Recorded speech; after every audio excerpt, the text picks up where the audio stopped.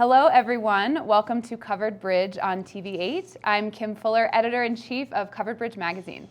I'm Bobby LaRue, the Director of Partnerships at Covered Bridge Magazine, and today we have the pleasure of working with Joe Newton.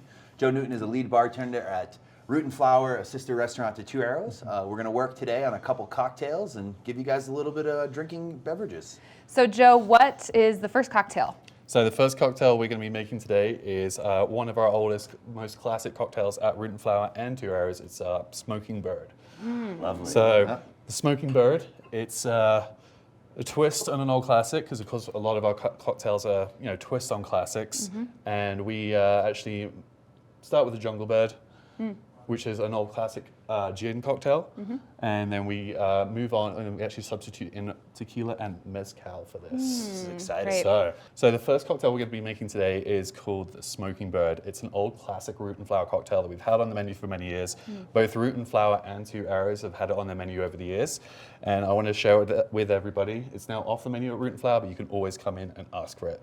So the Smoking Bird is a twist on the classic rum tiki cocktail called the Jungle Bird.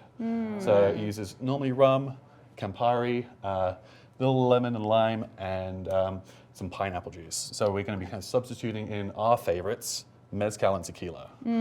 So Perfect. when we're building our cocktails at Root and Flower, we always like to measure everything. I always like to make sure that everything is consistent, tastes the same. Every bartender can make the same drink. Every drink is going to be that, same delicious taste that you always know. So for me, I always love to start with my cheapest ingredient, just because when we're behind the bar, we're moving so quickly.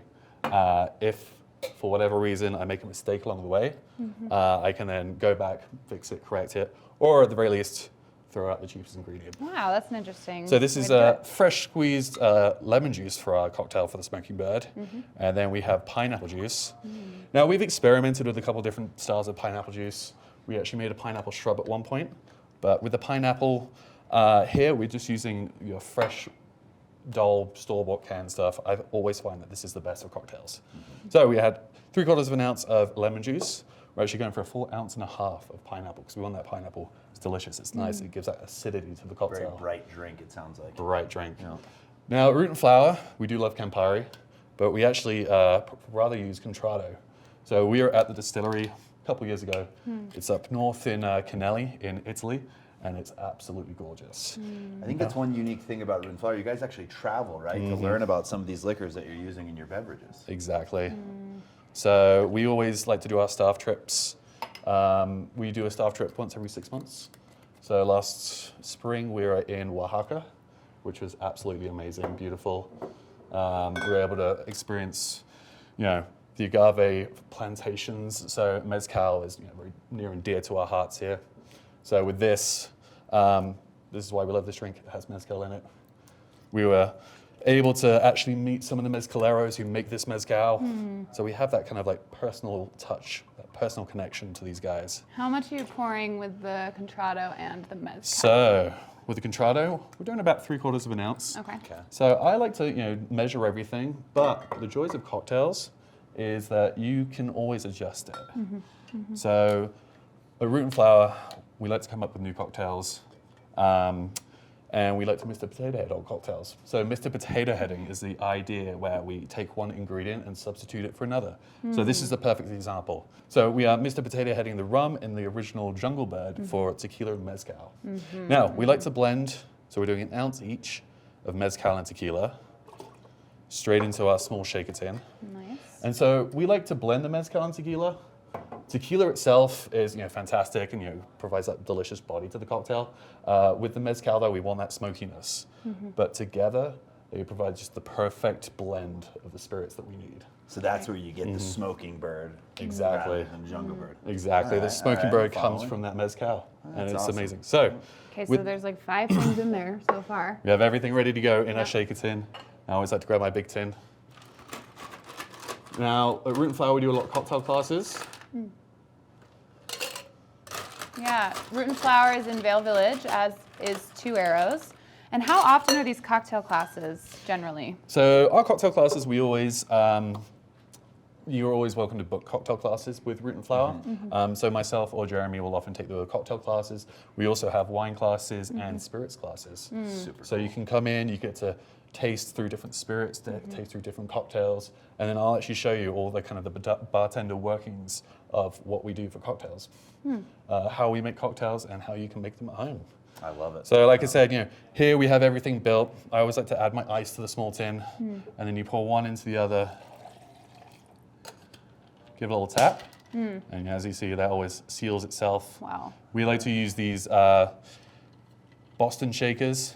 It's a little easier than the cobbler shakers. So those 3-piece cobbler shakers I do love.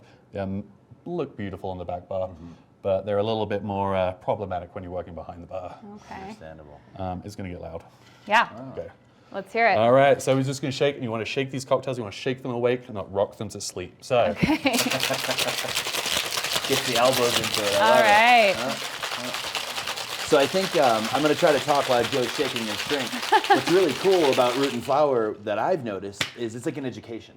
So when I walk in there, I can talk to a bartender about, hey, I like mezcal, or hey, I like gin, and here's how I like my cocktails. And you guys kind of give me education on styles of gin, different styles of cocktails, and then you usually just whip me up a drink, and that's it. which is a ton of fun. Wow, look at that. So we have been doing this for a long, long time here.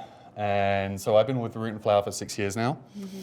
And the joy of Root and Flower, and what I love about it, is we have menus, but the best thing to do is just come in, ask for one of us bartenders, and we'll be able to ask you a couple questions, figure out what you're looking for.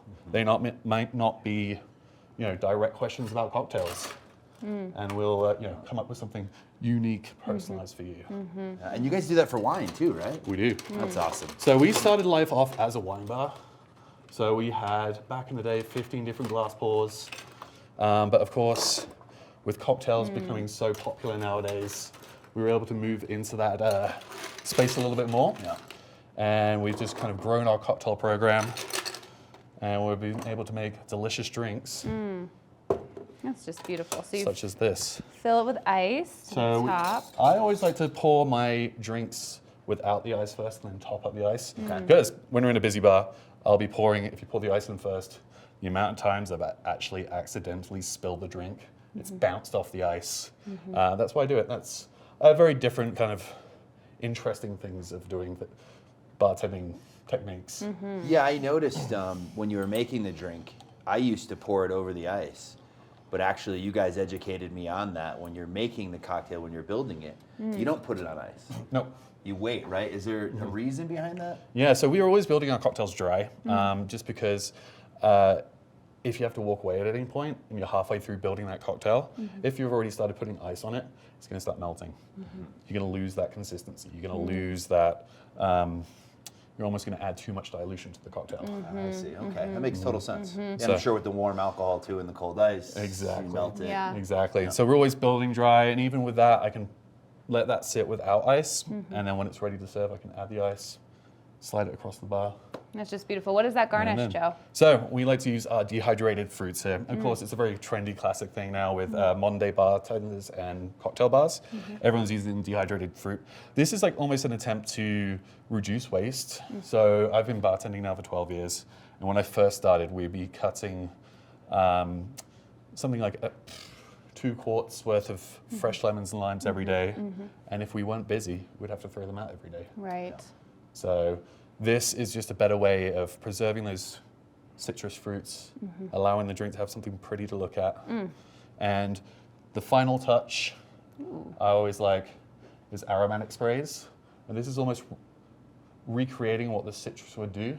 Okay. So we actually take oils, we'll take our lemon peels and infuse them into 151 Everclear vodka.